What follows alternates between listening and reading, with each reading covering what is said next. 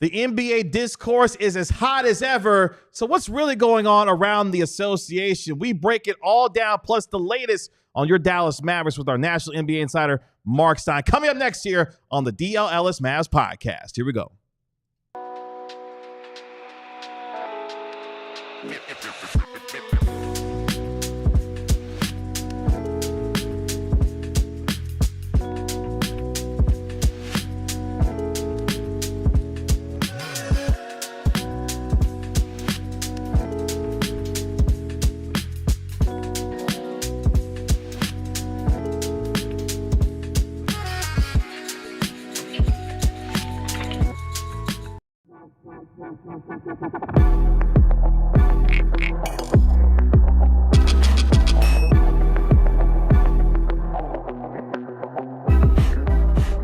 Hey, what's up, DLLS Mavs Nation? It's your man, Kevin Gray, alongside Mavericks beat writer Tim Cato, Mavericks analyst Bobby Carella. We are DLLS Mavs, your favorite guys, covering your favorite team every single day at Kevin Gray Sports, at Tim_Cato, at Bobby Carella. If you want to get at us on X, coming up at 2:30, we'll dial up the Stein line with our national NBA insider, Marc Stein. You can always do that at the Stein line. The NBA discourse is as hot as ever across the league. And today, we're going to have some conversations about what is really going on around the NBA, how we can fix it, and what your thoughts are when it comes to what's going on around the NBA today. Plus, we got the latest on your Dallas Mavericks, some news being made in the front office for your Mavericks today that we'll get to, plus some injury update news as the Mavericks get ready to take on the Los Angeles Clippers tomorrow. Really appreciate you joining us here on DLLS Sports. Make sure you like, comment, and subscribe while you're here as well, and download and subscribe to the podcast wherever you get your podcast for free on this wonderful,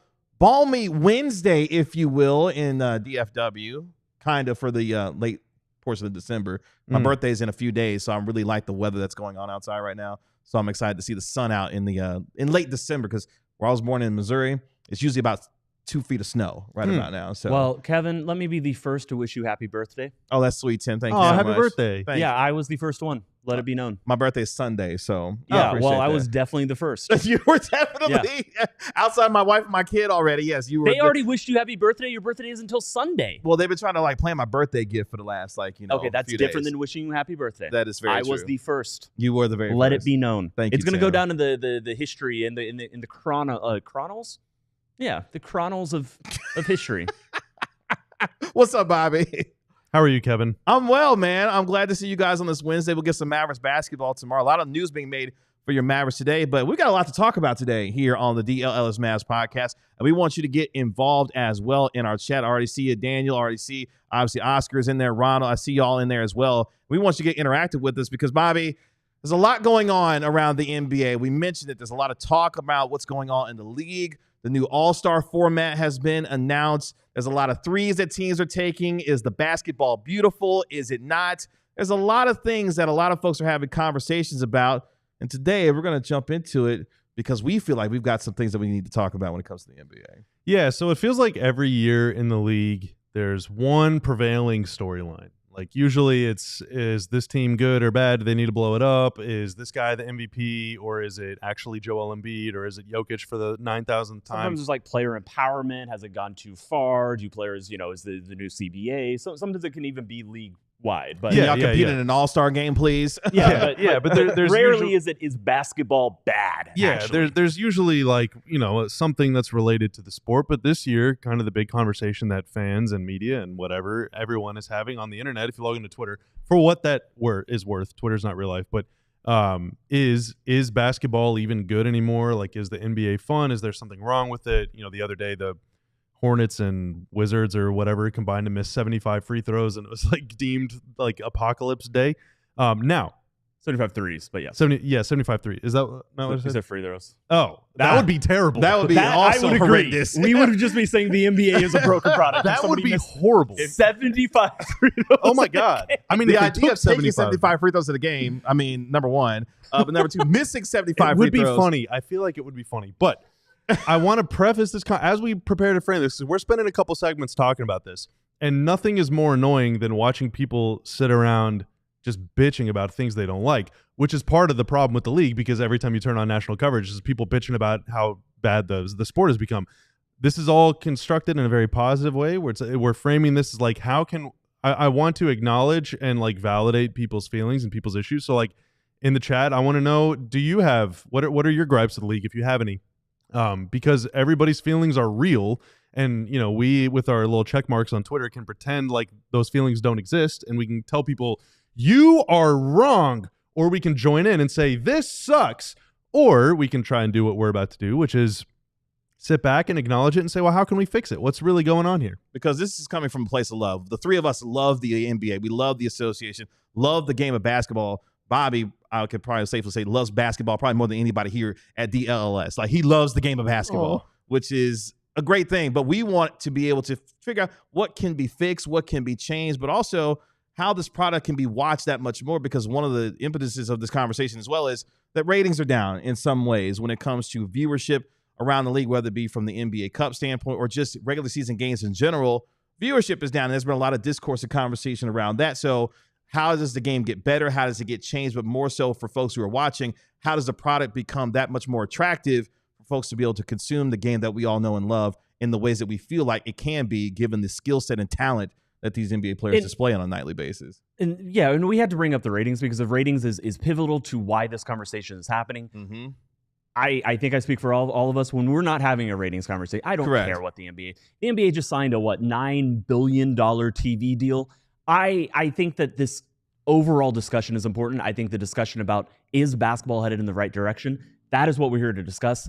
Whether it does or does not affect the ratings, I think the NBA should care more about that than us. What we're worried about is the NBA a good product? Because I think also with the rating stuff, like there's a lot of like, you know, the local market upheavals, the fact that like fewer people than ever are watching cable television, selling the live 7 sports. Cs. Yeah, there's a bunch of reasons that are more specific to ratings themselves that are maybe interesting for a sports business person. Sports. If we had a BS in SS, you know, if they're over here wanting to cover the business side of it, they're welcome to. I want to talk about the NBA and the product and what we're actually seeing on the court. And, you know, there's a tweet, 34,000 likes. So clearly had some resonance, you know, and it's this guy saying Kobe tried to warn us. Accidental basketball is the entire league now. You're watching guys with no game plan, just pick and roll and shoot the first decent three-point look you see. It's attached to a video of Kobe talking about how, you know, he felt like in his day, the offenses had a very specific, you know, idea. And I just, like, stuff like that. There are aspects of what's happening within the NBA that I am very sympathetic to. The idea that NBA offenses don't have game plans, don't have ideas about where they're going to get their shots from, and also that it's harder to plan for where a shot's going to come from. To me, that speaks to the improvement of NBA defenses and a positive change of how the league is going. But this is still a very prevalent opinion. Very prevalent. A lot of people are latching onto this. Yeah, and I want to validate that concern because you look at a shot chart league wide and everyone's taking shots from the same spots now. So, you know, over the years, the number of likely outcomes of a play has shrunk. It's kind of like in baseball. Tim, you mentioned this, the 3 true outcomes: home run, walk, or strikeout. Or that's it, right? That's those are the 3. Yeah, that's kind of what happens every time a guy comes up to the plate. People are basically like, this is actually has a better effect on winning, but it's not as exciting. But what it resulted to was fewer balls in play. Just like more 3s results in fewer 2s, and fewer 2s means more misses. Yeah, and that's part of it that I was going to get at. But it doesn't matter if it's more efficient; it does result in more misses. Yeah, I've read a lot of books in my life, but I've read some basketball books too. And Phil Jackson used to write. He wrote a few different books. He really liked writing books about his career, that's for sure. But he wrote some books about coaching the Bulls in the 90s. And, you know, he would kind of like sort of halfway mention just the process and work hours it would take just to put a film reel together for one practice one time. So like to splice film 2-3 hours of work for a 30-second film reel of your upcoming opponent. But now everyone has such easy access to information to where like I, an idiot, can log on and watch every second of every NBA game of any team over the last 15 years. Like that. And so it's much harder to fill out your playbook with a bunch of things that are going to trick your upcoming opponents. because everyone can see all of these things. And, coaches say this all the time, even back whenever teams did run set plays almost every time down the floor, is that in the fourth quarter, it's really hard to call set plays because your opponent by now knows what you're going to do. So you're not tricking anybody. And now it's not just the fourth quarter where that's the case, it's the entire game. So to a degree, in order to gain a competitive edge over over the defense, you have to have some unscripted ability to improvise. This isn't just a rules thing or people being lazy or whatever. Part of it is because tactically it's a necessity. Just like Kevin, ball knowing in the NFL, so many receivers run option routes. So many times there's a check. Like, you have to, as the slot receiver, you got to look at the linebacker. As the X receiver, you got to see the safety, and you got to know, like, okay, if they're playing cover 3 or if they're playing cover 4, if they're playing cover 0, I have to check to this play, and I have to do it without communicating to the quarterback, because you can't say, hey, Des Bryant, alpha at the line, because they know what that call means. So you have to have some mystery. Are you serious right now? Like, you just broke down cover 3 defense is X and Y. Like, what the hell's going on here? Cover 6 is taking over the NFL, and teams are having to adjust to that. This is why the NFL isn't fun anymore. No. But like, that's a little bit of a tactical explanation for why. That's a little bit of a tactical explanation for why teams don't run as many scripted plays. But again, the outcome of that, especially when you say, well, 3 points is worth more than 2, it does mean that these shots are going to come from different areas. So I want to sympathize with fans who say, man, it's just boring watching these guys jack up a bunch of shots, especially when 3s are a lower percentage shots than 2s. So I think part of it is you want to see shots in different areas. But again, like Tim said, part of it is you don't want to see so many misses. Even the best 3-point shooters miss 60% of their 3s. It's not fun to watch a game that is considered a game of skill whenever these guys are missing 40, 50, or more than 40, 50, 60, 70% of their shots on any given night. Here's where I don't sympathize, though, because I do agree that the 3-point shooting is a huge part of it. And I will say, if you just erase the 3-point column, like 3 still existed, but you erase that column and you just looked at field goal percentage, like if it wasn't broken out into its own separate category, I literally think, like, in a very small way that affects us. But I don't sympathize with the idea that teams like that all 3s are homogenous, that all 3s are coming from the same places. That is something I just simply can't agree with. In the old NBA, when you look at old shot charts of the entire league, from 2001 to 2010, and then you look at the updated version for the next decade, and you see all those little, heat bubbles that are on the baseline and they're around the elbow. A lot of those, and everybody knows this, a lot of those were role players spotting up from 18 feet, and they have moved backwards. So some 3s that you're taking, so a lot of 3s that are taken in the NBA game are role players spotting up, and it's just the same shot from a little bit further away. That's one type of 3. There are type of 3s. There are new types of 3s. Literally, the step backs, the side steps. There are type of 3s that directly stem from the increase in skill in the NBA. There are 3s that come off motion sets. There are 3s that come on driving kicks. There are 3s that come from pick and pops. Pick and pops used to be out to 18 feet. That, to me, is a different type of shot than, a spot-up guy, on the wing. There are so many different types of 3s. I don't sympathize with the idea that 3s are a collective, that they're, all one and the same, that, everybody's just shooting 3s now, so the NBA sucks. The 3s, to me, the way I watch the NBA, are so different, and they stem from so many different places and ways, and different ways that teams play. And I think that's also important. The idea that because every team shoots 3s, every team has the same offense. And I just fundamentally disagree with that, just like I would disagree with Brandon Bass shooting an 18-foot, spot-up jumper from the baseline, and Dirk Nowitzki, posting, a high post 18-foot where, he's doing a 1-foot fadeaway. Yeah, because Brandon Bass hit 80% of those shots. Yeah. He was great at it. It was awesome. Yeah. But, based off the play-by-play, those are both 18-foot jumpers. Yeah. Would anybody say those are the same type of jumpers? No, but KG, this goes to something that I'm curious to hear your thoughts on, because you're a football guy almost just as much as a basketball guy, is I view, like anecdotally, people that I talk to that watch the league, or people that, fans and my own family that also love basketball, kind of like almost the implication is that like 3s are easy, 3s are sort of soft. It's not as, and there is a similar sentiment when it comes to football, that it feels like the game is less physical. Airing it out is not as gritty. It's not as tough. Yeah. And people do have this sort of insatiable desire for conflict and violence that goes all the way back to like gladiator games. And so, sure.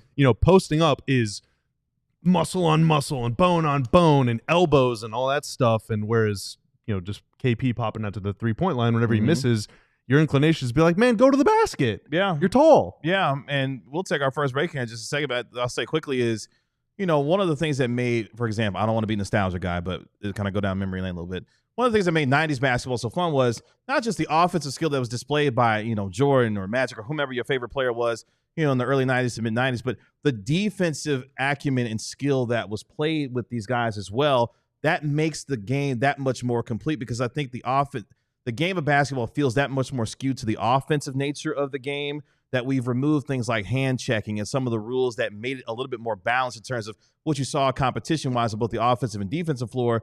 Now guys are more incentivized. Hey, I'm going to go take the three because not only does it mean more in terms of the math because we're bending math, but also I have more license to do so. I got more license to be able to go to the basket because there's not going to necessarily be fouls that are going to be called. Like the way that the game is officiated and changed throughout the course of the year for an entertainment purpose when it comes to more offense, I think it's changed the way that a lot of people view the game as well. And the lack of physicality that there is there in some ways has been an unintended consequence of being more entertaining as a product because offense sells. It's sexier. It's a lot 75-74 ain't selling out. It's not cool. Arenas, in the lack of physicality, if that's a gripe, that's a valid gripe. What I will say is that I think some people literally believe that teams are not shooting at the rim as much as they used to, that the exciting plays that happen at the rim are declining. In the 2002-03 regular NBA season, there were 8,254 dunks. Last season, there was more than 3,000 more, 11,664. Yeah. There are far more of what we deem to be the most exciting play in the NBA. And so, yes. It can't just be outcome-based, though. I agree. I agree. There's nuance to this. But I do think some people simplify it literally to just the idea that, well, nobody's dunking anymore. Nobody's going to the rim. Like, so there's it was cooler back in the day. And yes, I think there's more nuance to it. But I do want to point that out. Like that, if that's the most exciting play in the NBA, and it is, the dunk is the coolest NBA play. Mm-hmm. One thing we can't agree is that dunks are good. Yeah. Dunks are fun. Yeah. More on this conversation coming up here next on the DLLS Mavs podcast as we try to figure out how do we continue to fix the NBA going forward and also get to some of your chat as well on your thoughts on the issues surrounding the NBA. Plus, a little bit later on our show, our NBA insider Marc Stein going to be joining us with the latest on your Dallas Mavericks. All that and more coming up next year on the DLLS Mavs podcast. But let me talk to you about Sleeper. We've got ball knowers on set, and I know that you're a ball knower as well because you downloaded the Sleeper app, the best fantasy football league platform out there, allows you to put your ball knowledge to the test by picking whether your favorite or least favorite players will have more or less than their projected stats each week. Cowboys back on the field on Sunday Night Football against Baker Mayfield and the Tampa Bay Buccaneers. I'm going to take Baker Mayfield to have more than 250 pass yards because that secondary is nasty work right now for the Dallas Cowboys. So you might do well picking Baker Mayfield to do his thing on Sunday Night Football. With Sleeper, though, the more picks you combine, the more you can win all the way up to 100 times your money. They also keep you in the loop for instant alerts for breaking news and major injuries so you can stay ahead of the game and keep track of league updates in real time so you're always informed and ready to outsmart your friends. So if you think you have what it takes, make sure that new users can download the Sleeper app and use code DLLS Mavs to get $55 in free entries when you place a $5 contest. Apply it, of course, to any contest, and it doesn't have to be your first one as well. Remember, terms and conditions apply. So Sleeper's terms of use for details currently operational in over 25 states. So check out Sleeper today. With Empire today, you know what you get. You get shop at home convenience, the right product for your needs, a nice place to stomp, quick and professional installation, and a low price guarantee. And they keep shopping for floors simple with a curated product selection. They're trying to help you find what you need, not overwhelm you with a bunch of garbage selection. What they keep out of their product selection is just as important as what they put in. They want to save you time, they want to save you effort, and they only want to give you the best stuff. And you can see how that best stuff will look in your decor, in your lighting, in your home, from your home with their virtual floor designer. All you got to do is snap a picture and boom, you can see what that new flooring will look like. You can be in your sweatpants, in your jammies, shopping on the weekend. You don't got to go to a big box store and get ripped off by some dude trying to make some commish. Schedule a free in-home estimate today. All listeners can receive a $350 off discount when they use the promo code DLLS. Restrictions apply. See EmpireToday.com/DLLS for details. How do we go about fixing the NBA and plus the discourse around the league and plus your chat as well as we continue here on the DLLS Mavs Podcast. Coming up at 2:30, our national NBA insider Marc Stein will be joining us here on the program. Let's get to some of the chat real quick before we continue our conversation. I see some folks talking about not only the NBA discourse itself, but let's go to Luke. Luke's got one right there. Let's go to that one right there.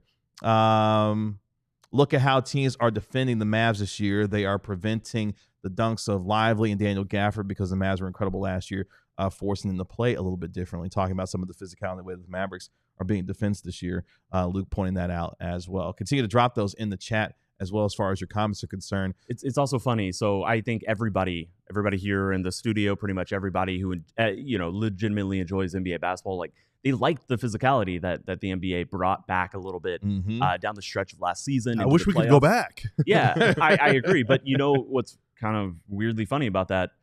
It's going to lead to more missed shots, but it's going to lead to more threes. Mm-hmm. If you cannot consistently get to the rim, get past your man as an NBA perimeter player, you're going to end up taking a few more threes, I bet. So just a funny, I think that's a good thing. I would like to see the defensive physicality come back a little bit. I do think that, it's just paradoxical with, both are complained about. Too many threes, not enough physicality. One kind of begets the other. Yeah, you got to be able to find a way to strike balance when it comes to both the offense and the defense, because in a lot of ways, great defense can be entertaining as well. Again, I'm not, like you said, I'm not trying to go back to the days where it's 80-75 in terms of a 4-quarter game, but at the same time, one of the things, just to use a modern day example, a team that the Mavericks just saw in the Oklahoma City Thunder, arguably the best defensive team in the league, and when you are playing defense at a high level, it's kind of fun to watch because you're trying to see, to Tim's point, how do teams navigate how to beat the other when it comes to offensive and defensive strategy. And when you've got teams that are playing well on the defensive end, you got to figure out ways to be able to beat some of those teams. And one of the things I want to bring up with you guys as well is, because we talk about things from a basketball standpoint in terms of tactics, schematics, how teams are playing, the change of the game in terms of how many threes are taken in NBA games is, today. One of the things that, kind of bothers me when it comes to NBA coverage now is the coverage and the discourse around the league in and of itself. I'll bring up the example from the NBA Cup semifinal game the other night. The Bucks are going to take on the Atlanta Hawks in one of the semifinals, and the first maybe 5-6 minutes is talking about how Giannis is not going to be traded from the Milwaukee Bucks. And we're talking about, obviously, ESPN is broadcasting the game and the conversation around, what is Giannis going to be doing, potentially at the trade deadline, what are teams feeling about Giannis. But at the same time, you've got your marquee event that you're playing in a city that you may have an NBA team at some point down the road. Let's talk about what's happening on the floor. What are the storylines between an Atlanta Hawks team that's playing extremely well coming into the tournament, a Bucks team that's turned it around from a 2-8 start to even get to this point to compete for an NBA Cup? I feel like there's not a lot of connectivity in terms of what's happening on the floor and the stories around the players and teams that matter to get us to some of the discourse around guys being traded or not traded and how these teams got there. It feels like the coverage of the league at times lacks desire. And I'll bring up one more real quick. I saw a clip of a podcast. This is when the Mavs were on a 7-game winning streak. And the question was posed, hey, who has the current longest winning streak in the NBA right now? There were 4 individuals on this particular podcast. I'm not going to say the names. I'm not going to say the individuals. That doesn't matter. None of the 4 could name, or they all work for the worldwide leader, by the way. Yes, the three of the individuals who posed the question, they had no idea who had the longest win streak in the NBA in that time. Yeah, and it kind of is like, you kind of should know some of these things. Tough, yeah. And at least to the Giannis point, at least Giannis was actually playing in that game. Yes, Game 1 NBA Finals, the one the Dallas Mavericks and the Boston Celtics just played in. What was the storyline going into that game? Who the Los Angeles Lakers might hire as head coach. Yes. Why? That's not even the teams that are playing. Yeah. That doesn't matter. Yeah. It's crazy. So we need to, before we understand what's going on now, we need to rewind. And I'll give you 40 years of history really quick. Yeah. When a guy named David Stern was the deputy commissioner, he realized, the NBA is sort of lagging in popularity. We're having to play finals games on tape delay, and people just don't really care about what's going on. They feel disconnected from the players. Well, what if we make our superstars marketable? What if we focus on promoting the top dogs? He takes over as commissioner a couple years after it's Magic and Kareem and Larry and MJ and Charles Barkley, and then that leads into the 90s with Shaq and Kobe and all this stuff. So this is considered to be the golden age of the NBA. Mm-hmm. A lot of people that have a lot of nostalgic feelings about Dominique Wilkins and things like that, it's because there were, first off, highlight tapes and technology available to distribute what these incredible athletes are doing, and a very concerted marketing effort on the NBA's part of alerting people to what these guys are doing, right? There's this dude named Michael Jordan. You only get to see him once or twice a year, but I promise he's awesome. Here's examples of him being really cool. And that works. That creates affinity, that creates devotion to these players who generally at the time would stay with one team. Now they move around. So you have, in the NBA, you have fans of players, not necessarily of teams. Mm-hmm. For the most part. We have Stan Wars in the Mavs fan base. Luka fans and Kyrie fans hate each other. Sometimes they hate us. Like, it just is what it is, you know? And so whenever that's your marketing strategy, it works in that it makes players very popular. But then you look at the Hawks' roster and you're like, man, I don't know. We've spent 40 years training fans to not give a crap about Dyson Daniels. We could do a whole segment on how he's just like the story of the season so far, but no one would care. We've trained our viewers that players that don't win titles suck and that players who aren't averaging 25 points a game aren't worth talking about. And so some of this is kind of the outcome of that. So I think given the immense accessibility that fans have with players now with social media and highlights and being able to stream any game at any time from anywhere in the world, I think we have to reconsider how we talk about everybody. Like, every player can be a star. Yeah. Now, we have the bandwidth to know who Onyeka Okongwu is on the Hawks bench. We have the bandwidth to know Andre Jackson, this dude with like an 85-inch vertical. What's he doing in the Bucks starting five? Yeah. Like, we can like learn more about these players, but we're still kind of stuck in the way of like, Giannis is the only thing that matters. They're not very good. Is he going to get a trade? Like, and that's the thing that we're feeding people. And I will admit, basketball is the sport. It's the sport with the fewest players on the court at any given time, and so it's the sport that one single, sensational superstar talent can most change if he moves. So that's something that the NBA it can't change. And the only comparable thing to a top 10 NBA player is a quarterback, and quarterbacks don't move like that. Like you see the NFL obsess over quarterbacks, but like it doesn't have that same transaction nature. So I do get that at least a little bit of this is baked into the NBA, and so I think it's okay to admit that, but that's a different thing than saying, do these guys talking about the NBA on the biggest shows, on the biggest productions, on the companies that are given the rights, are they amplifying the sport? Are they teaching you about it? Are they educating you about it? Or they're degrading their own players? Yeah, literally that. Like the funniest bit on TNT is who he play for, and it's like with starters. Yeah. This isn't 15th men we're talking about. Exactly. And there are some obviously entertainment elements to the sport itself, because you got to be able to create interest in the game for folks to watch. But the lack of connectivity between the entertainment portion of this versus the actual stories that are generating what should be the content of this league based on the incredible athletes that are playing in the NBA. A lot of it, for me, as someone who has done radio in the past and as someone who's done content creation as well, is it's very easy to say the loudest thing and the hottest thing as loudly as you can and to generate clicks and views for it, versus diving into how entertaining can you make the stories that actually matter in this league be able to be consumed by those who actually enjoy the product. Because if you don't have the ability to do that, I think a lot of folks default to what can I say that generates clicks, what generates views and gets conversation going, versus actually engaging in meaningful discussion, which I think one of the things, not to promote the podcast, but I thought it was a great one when they did have it, speaking of JJ Redick, when LeBron James and JJ Redick came up with the Mind Your Game podcast, folks went bananas for it, because it's like, oh, these are two guys, number one, that know the game. One is currently playing, and another one that was actually on ESPN talking about the games in ways that not only was entertaining, but informative. If you can marry entertainment and information and be able to create a product that people consume, people will come for it. Yeah, and that's what we're trying to do. I mean, not to promote our own whatever, do this, but like that's what we're trying to do, and that's what Tim Legler does. Like, we're trying to do that here on our own show. But yeah, I mean, when LeBron and JJ Redick do it, like that's a whole nother level. Exactly. And look, it is hard. If you are a pure analytics focused podcast or a game strategy, a basketball strategy, an on-court breakdown podcast, there does tend to be a smaller market for you. But like, look at Nikias and Steve Jones, like what they're doing. Oh, like, I love the show. Spot. Like, that's a great show. Shout out to Nikias and Steve Jones. Yes. So the point I was going to make is that the broadcast can be better, because people are tuning into the broadcast, the pregame show, the postgame show to watch the game, and that stuff comes with it. And I think that stuff sets the tone, sets the conversation for what people want to go out and consume. You know, I love everybody who does, you know, and you know, Caius and Steve Jones, absolutely. That's a great example. You know, it's stuff we do here at this place. Zach Lowe was never scared of that. You know, even if Zach Lowe did, you know, end up talking more and more transactions as time went on.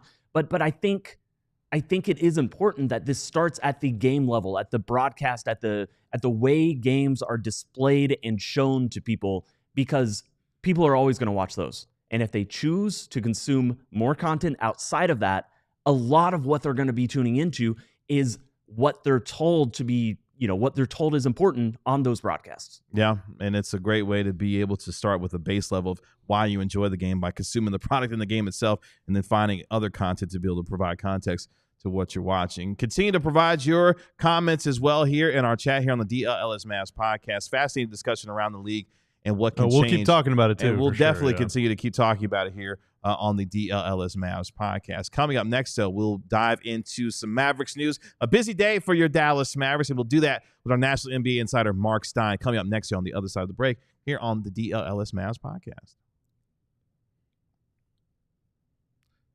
Get ready for the season ahead with quality shades built to last. Our friends at Shady Rays have you covered with premium polarized shades that won't break the bank. Shady Rays is an independent sunglasses company offering a world-class product, rated 5 stars by over 300,000 people.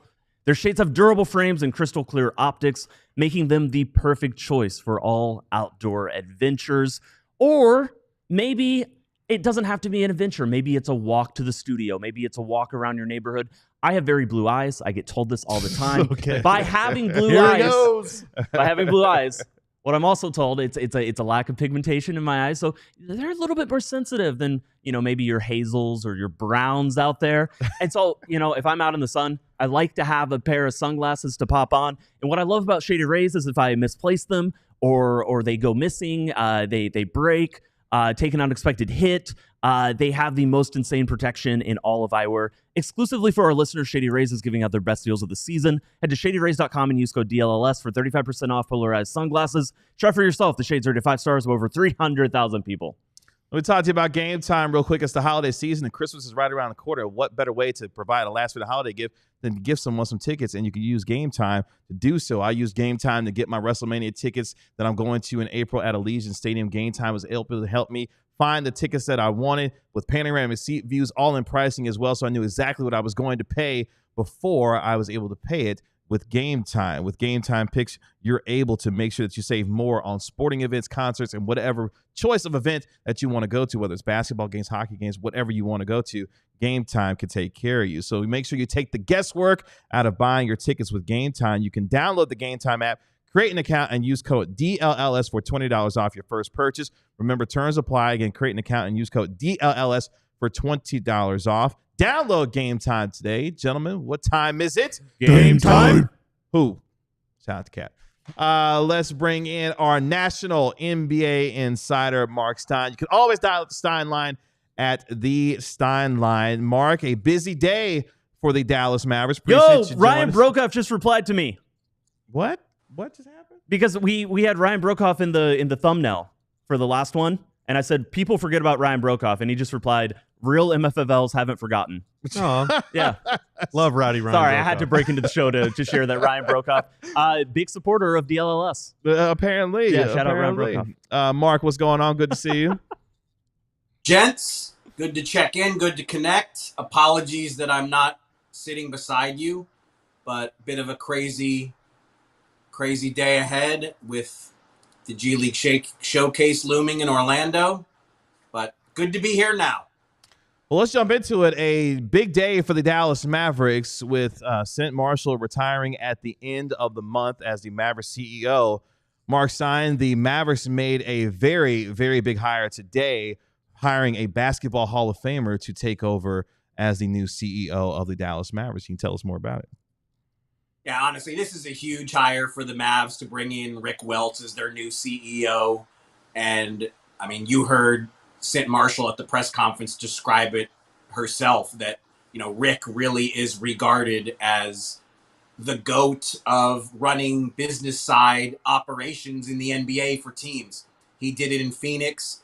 He was even more successful in Golden State. And, you know, he stepped away from the game. The thought was that he was retired and really couldn't be lured back to a position like this. But I think the major takeaway really should be, this is exactly what you want your ownership to do. You want, we hear so much about the ample resources that the Dumont and Adelson families have. When there's no salary cap, go out there, chase the best, and bring the best in. And so to be able to convince Rick Welts to come out of retirement to take this job on, I mean, the Mavs, they're going to be roundly applauded around the league for doing this. And, Rick is legitimately a Hall of Famer. And, you don't see a lot of former team CEOs, business side leaders. He worked in the league office for years and years and years before he went to Phoenix and Golden State. He made it to the Hall of Fame as a contributor. It's not an easy path from the jobs that he's held to make it all the way to the Hall of Fame. So that tells you what kind of caliber hire this is. And, to pair him with Nico Harrison, I mean, like I said, this is not a hire that's going to have an on-court influence. But if I were a Mavs fan and watching new ownership and looking for signals about how new ownership is going to proceed, for them to be able to successfully recruit Rick Welts to take this job and fill a significant void with Cynthia Marshall deciding she's going to retire and move into a consultant role at the end of the calendar year. At the end of the calendar year, this is quite a coup. I have a couple. Oh, sorry. And I don't know everything about the hiring, how it went down, about Rick, but I will say a lot of times if you see someone in a role like CEO, and then he does it again with another team, and then he chooses to retire and then comes back to it. A lot of times in that situation, the retirement is like, a change of pace, going to do something else. I know there's murmurs about him and, the potential of a Seattle expansion team, having some sort of role, ownership, something up there. And so, I think it would make a lot of sense. It probably took quite an offer to convince him to come here.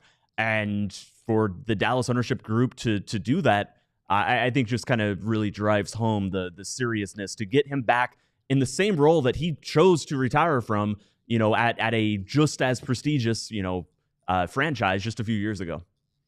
That's why it's such a good sign, because as we know, when you're building a team, when you're trying to make trades, when you're trying to make free agent signings, there are aprons and there are luxury tax concerns and there are all kinds of restrictions that are placed on team building. But when you're hiring a GM, when you're hiring a coach, when you're hiring a CEO, there's no cap.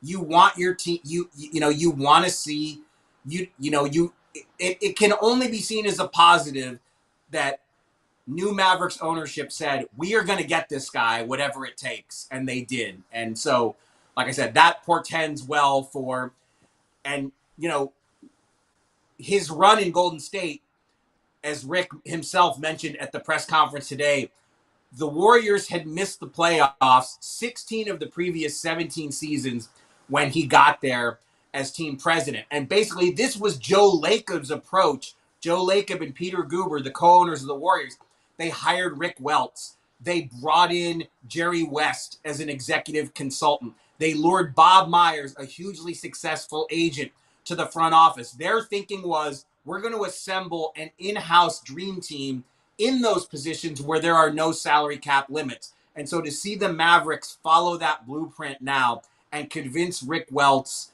to join this franchise. And also, Rick Welts had a huge role in the Warriors being able to build an arena in San Francisco. And obviously we know the Dumont and Adelson families want to build a new mega arena in Dallas as soon as they feasibly can. So to be able to not only import Rick Welts' decades of NBA experience, but also his firsthand knowledge in getting a new arena done. And look, the challenges are not exactly the same, but they were significant in both cases. In San Francisco, you're dealing with all kinds of political red tape to get an arena built. And in Dallas, we know that new ownership's goal is to have a gaming component here. And just that's going to be a massive challenge in and of itself, because that kind of casino gaming is not yet legal in the state of Texas. So it's a fascinating bit. We don't often do business stories, and I am not a sports business expert, but this is a fascinating business story on a lot of levels. Mark, the second apron is like a big looming, boogeyman for a lot of teams, and it takes a lot of money to field a really good NBA roster. You've let us know exactly how much money Kyrie and Luka might be making over the next few years.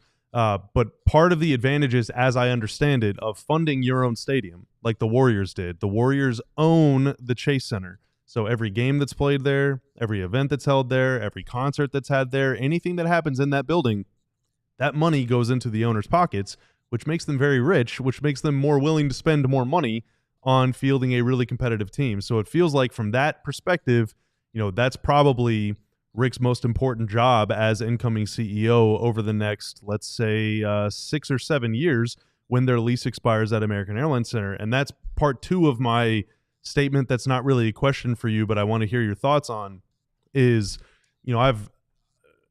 I've been aware of Rick Welts for a very long time, given my mom and my own history in the league and everything. Rick is 71 now. So is the timeline for him? Do you know, is the timeline for him just let's get this stadium built and see that through? Or what do you think his what does he have left to prove in the NBA? What does he have left to want to achieve? Well, the first thing is when you look at Rick Welts, he does not look 71. I mean, so when I heard that number, like, I've known Rick for a long time.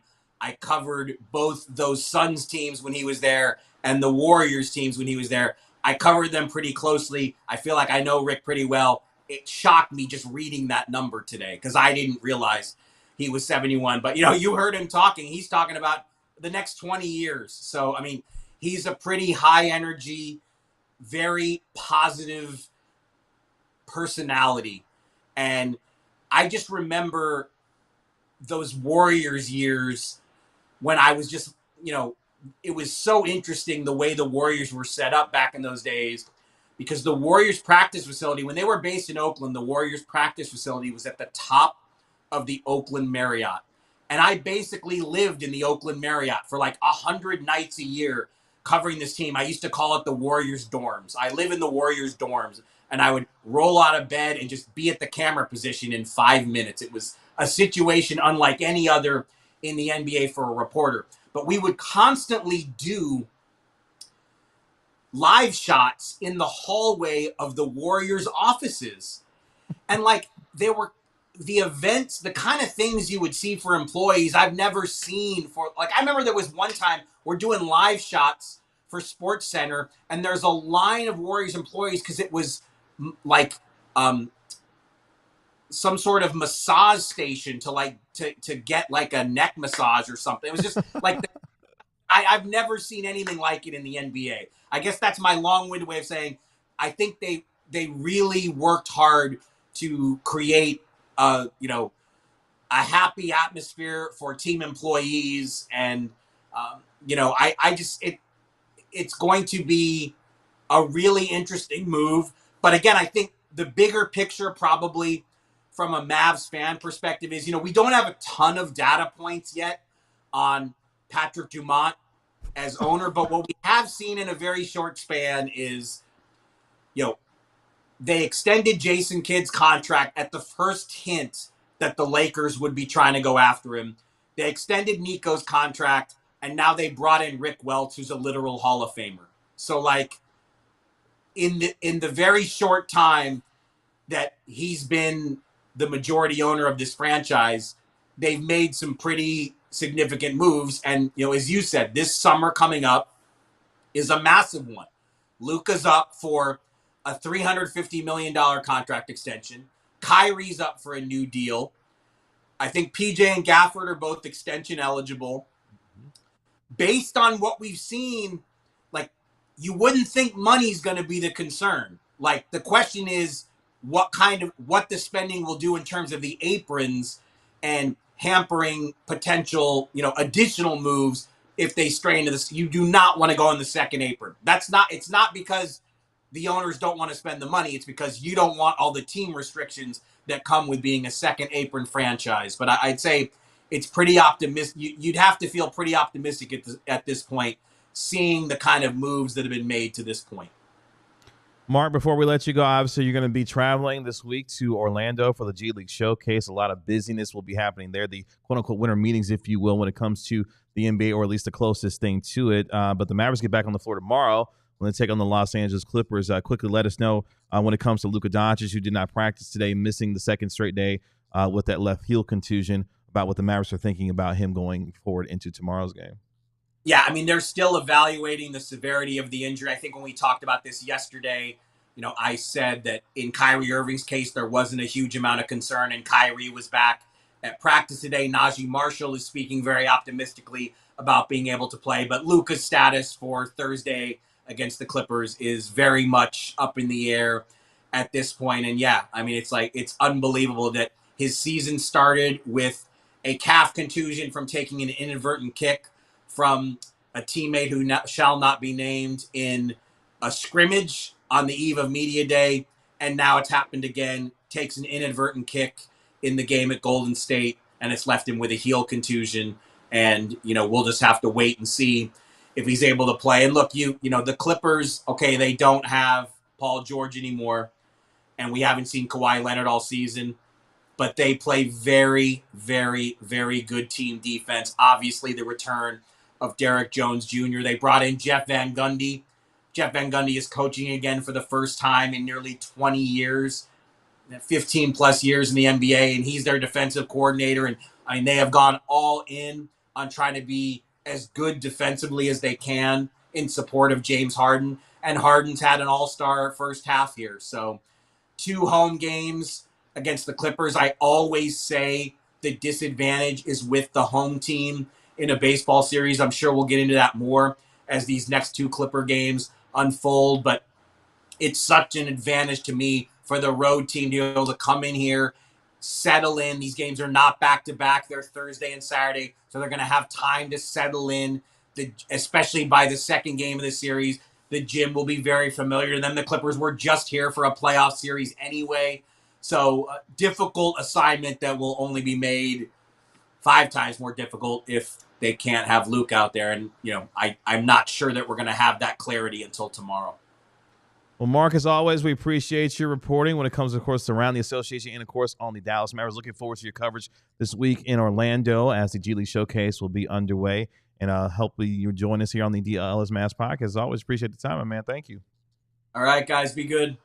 There he goes. Bye, Mark. It's our Mark. NBA insider, Marc Stein, here on the DLLS Mavs Podcast. Let's take our final break here on the DLLS Mavs Podcast. Let's get to our practice report from today for your Dallas Mavericks. When it comes to Luka, Klay Thompson speaking to the media as well. You'll hear from him during the course of our show as well. All that and more coming up next here on the DLLS Mavs Podcast. First, let me tell you about how you can take your support for what we're doing here at DLLS Sports one step further by becoming a diehard. You scan that QR code right under my right leg, or you click the link in the description below, or you go to alldlls.com/diehard, and for there, we will ask you for less than $7 a month, and in exchange, we'll give you a free shirt right when you sign up, which pays for half or maybe more than half, I don't know, depending on taxes these days, I have no idea, of your membership fee. You also get a discount on any other merch you want, including hoodies, including cups, mugs, flags. Pretty soon hats, if not already. I think some markets have hats and we don't, so I think we might have to go to war with some Mark of these has other the markets. only hat for us here. Yeah, Marc Stein has the only one, but that's going to change soon if you're a hat guy. I know. I see some of y'all hat guys out there, I know. You also get access to our entire website, all the premium written content from folks like Tim on Mavs. We also got Cowboys, we got Rangers, we got Stars.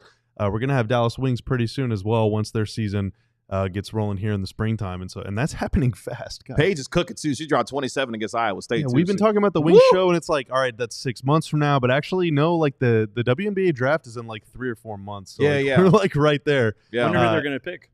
You what? I wonder who they're going to pick. Paige Beckers, damn it.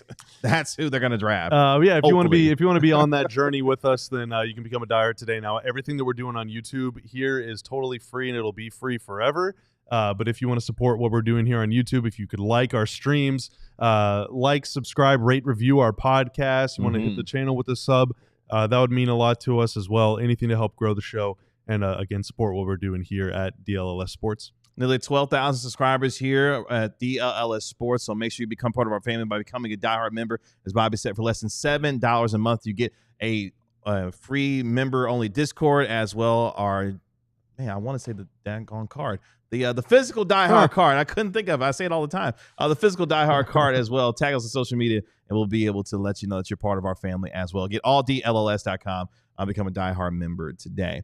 Let's finish up here on the DLLS Mavs Podcast. Really appreciate all of you joining us here on our program today. Don't forget our pregame show for the game tomorrow night will be at 6:45 p.m. as the Mavericks get ready to take on the Los Angeles Clippers. No Kawhi Leonard, no Derrick Jones Jr. for the Clippers. Hopefully, Luka will be available when it comes to the game tomorrow. Speaking of availability, the Mavericks had media availability today. A very busy day for your Dallas Mavericks, introducing a new CEO, but the Mavericks are also back on the practice floor as well as they get ready to resume play after beating the Golden State Warriors on Sunday.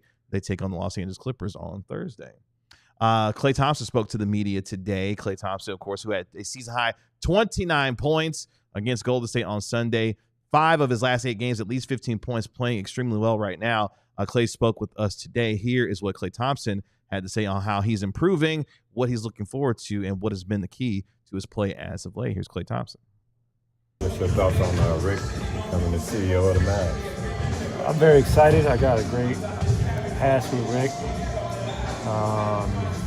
I've lost a few bets to him from the Apple Cup because he is a Husky alum, so we always have that little rivalry going. But it's an incredible hire for the team, and for me, myself, I'm personally very excited. I mean, Rick has done so much for basketball. He's a Hall of Famer.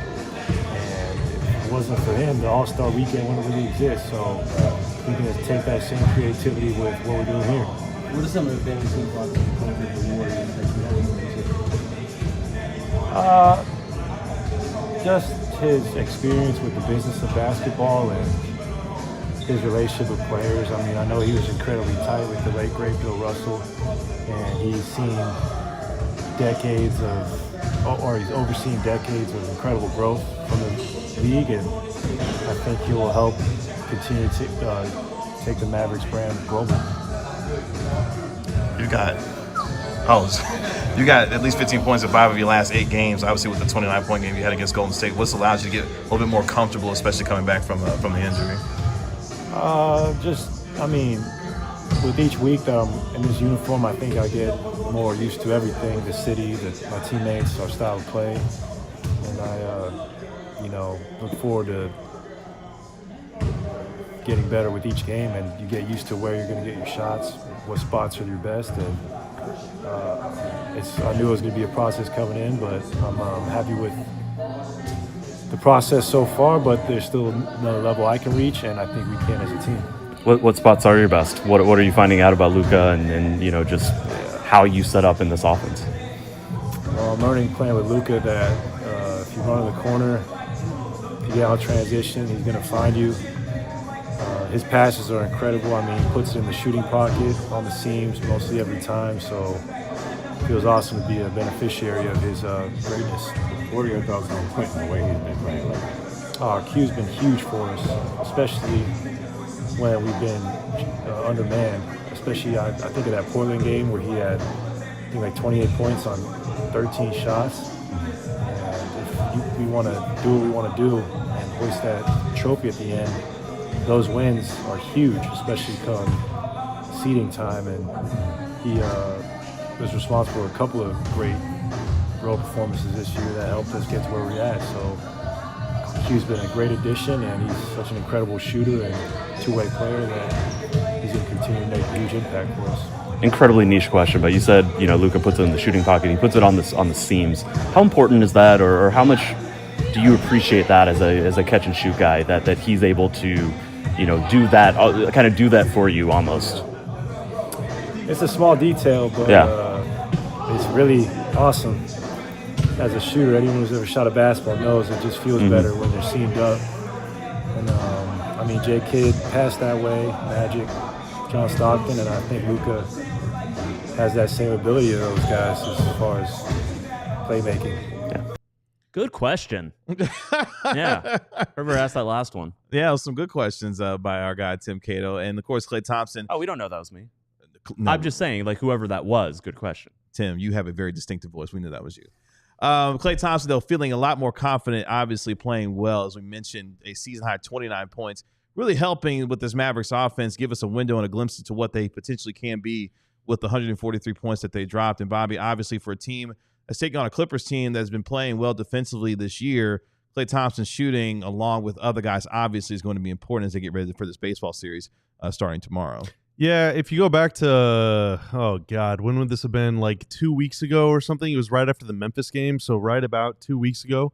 In fact, 2 weeks ago to the day. How about that? We did a show talking about how Klay's shooting numbers this year haven't been as good so far, and but he's having this very clear spacing impact because teams are face guarding him. I don't know if teams watched that and thought we were doing some reverse psychology or something because over the last, granted, it's only been a couple games in 2 weeks, which I'm certainly sure helps quite a bit as well. But OKC and the Warriors put a lot of ball pressure on Kyrie and Luka.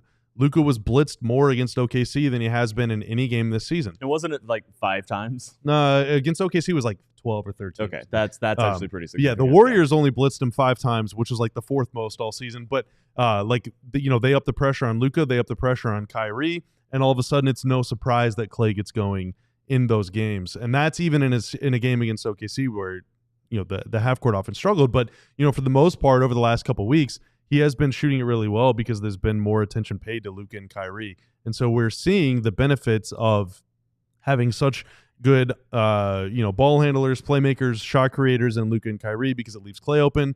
We're seeing the benefit of having Klay because teams are face guarding him, which makes Luka and Kyrie's job easier. And the Mavs can beat you either way. So it's really nice to have a pick your poison thing and to be able to see it play out because, I feel like, we need to meet the fans where they are, right? And there were fans that were concerned with Klay's shooting percentages. That's why we did that segment, is because we promise you the scoring might come eventually, but there is an impact. There's this invisible impact that you'll now notice.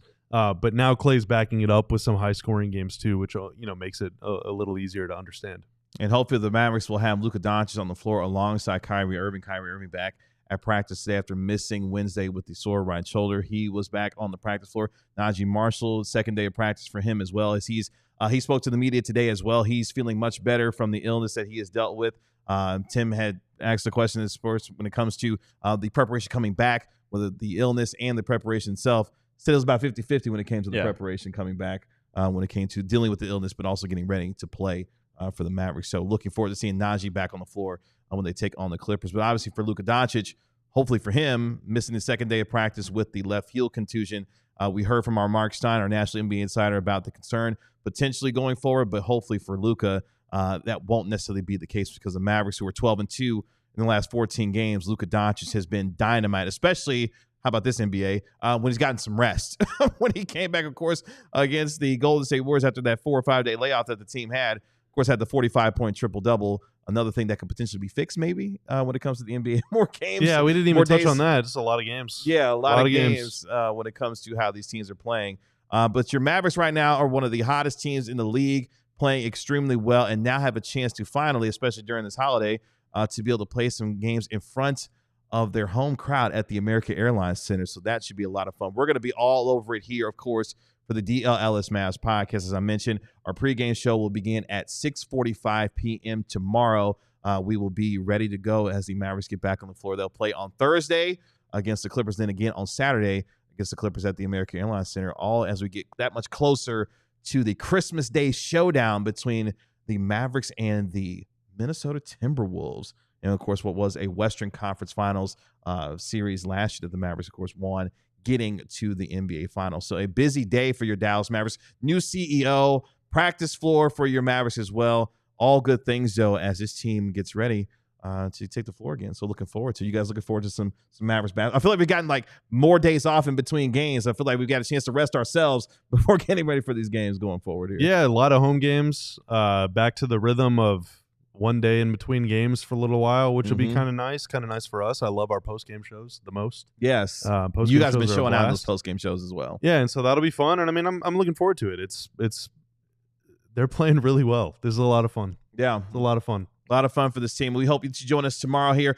on the DLLS Mavs pregame show again at 6:45 p.m. We'll have our postgame show 15 minutes afterwards as well. Make sure you go to alldlls.com, become a diehard member today as well. Make sure you like, comment, and subscribe to our podcast and here on YouTube as well. Again, check us out tomorrow at 6:45 p.m. here on the DLLS Mavs pregame show. For Bobby Corella, that's Tim Cato. I'm Kevin Gray. We are DLLS Mavs. We'll talk to you tomorrow at 6:45 p.m. We'll talk to you later. Y'all be good.